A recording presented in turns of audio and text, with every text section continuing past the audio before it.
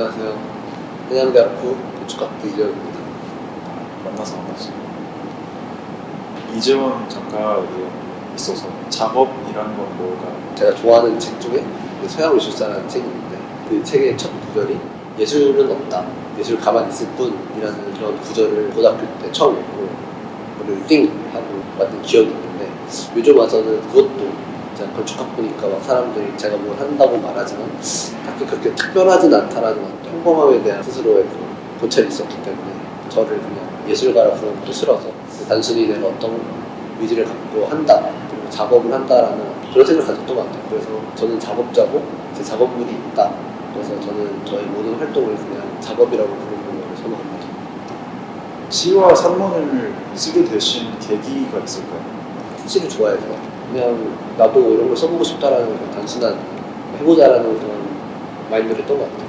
누구한테 보여주려고 하는 것도 아니니까 처음에는 시로 시작을 했는데 지금 와서 보면 되게 부끄럽고 퀄리티가 낮은데 그래서 그때 당시에는 막 시라는 어떤 주법 아니면 어떤 형식에 갇히려고 했었는데 제가 좋아하는 이민아 시인의 미기우라는 시집을 처음 읽고 머리를 띵 놓고 그때부터 좀 더 형식을 다양하게 했던 것 같아요. 물론 우리나라의 시들이 산문화돼서 시냐 아니냐, 산문이냐 시냐 이런 논쟁들도 많고 하지만 저는 그냥 단순히 제가 뭐 시인도 아니고 굳이 형식을 가질 필요 없다 해서 점점 좀 더 구어체도 많이 쓰고 그러다 보니까 좀 더 말이 길어지면서 산문 같아지기도 하고 내가 좋아하는 시인과 되게 가까워졌다 아니면 물론 퀄리티의 차이가 있을 수 있지만 그런 느낌들을 받으면서 계속 그냥 생각나면 쓰고 하는 것 같습니다. 일상 속에서 시를 굉장히 자주 쓰시는 걸로 알고 있는데 시적 사유라고 할까요?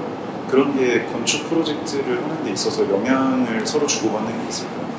저는 그냥 시적 사유라는 거는 거창한 게 아니라고 생각을 합니다. 왜냐면 시라고 하는 사람이 너무 딱딱할 것 같고 하지만 그런 시는 있지도 않고 시적 사유라는 거는 제 생각에는 어렸을 때 처음 3살, 4살부터 낱말들을 배우고 뜻을 알게 되는 그런 과정들을 알게 되는데 점점 살면서 우리가 배운 뜻과 우리가 경험한 뜻 사이에는 점점 괴리가 생기게 마련이고 결국에는 내가 표현하려는 것이 이동세상에 있는 관습적인 언어 표현만으로는 한계가 있다는 걸 깨달은 순간부터는 나만의 언어를 찾으려고 한다. 그런 것들을 기록한다는 관점에서 그런 사고방식들을 건축물 프로젝트에도 당연하게 제 삶이 그런 특별한 시적 사유라는 게 있는 게 아니라 드는 생각들을 자신만의 언어로 번역하는 과정이 이재원 작가만의 특별한 색이 될 수 있어서 그런 관계성이 있다는 말씀이십니다.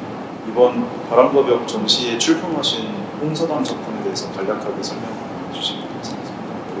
대상지가 낙상공원인데 전 항상 낙상공원 할 때마다 너무 힘들더라고요. 계속 걸어야 되고 성벽도 있고 사람도 많고 사실 데이트가 없습니다.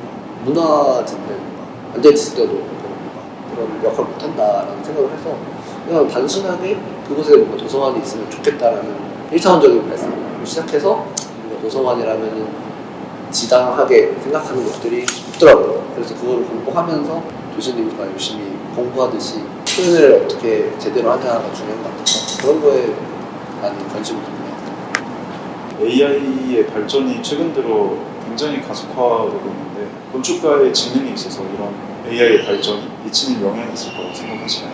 단순히 건축가의 생존이나 그런 문제들보다도 AI가 이제 나왔고 그쪽에 대해서 공부도 하다 보니까 되게 유용한 도구라고 생각을 하고요. 물론 이제 사람들이 걱정하는 건 건축가뿐만 아니라 다양한 직종들이 대체된다는 그런 미개론들에 대해서 저도 어느 정도는 좀 인지를 하고 있지만 단순히 제가 작업할 때만 해도 어떤 프로그램을 쓰거나 할 때 AI 도움을 받기도 하고 특히 저는 결과물을 만드는 직접적인 그런 AI 같은 경우에는 결국엔 아직까지는 제가 만드는 게 더 멋있다고 생각하고 어떤 작업 과정에 있어서 어떤 제가 잘만 다룰 수 있다는 저의 직능에 있어서는 오히려 플러스가 된다고 생각합니다.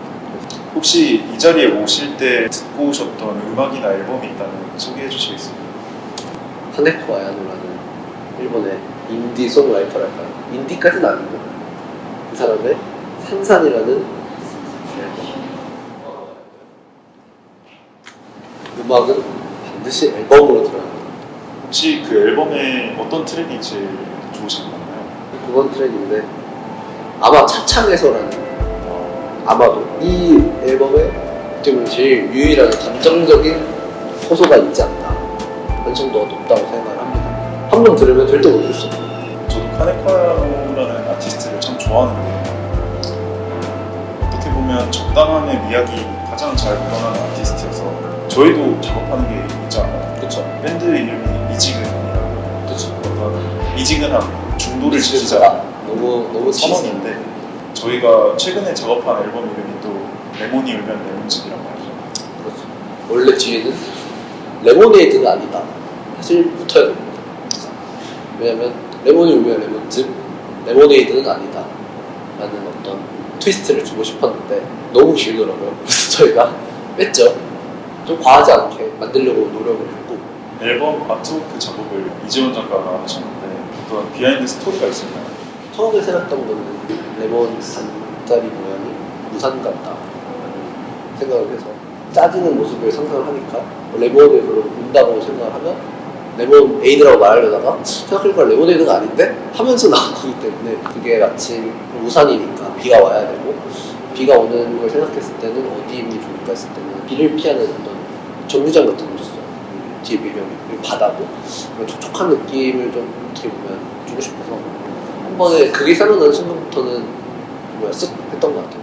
많이 들어주세요.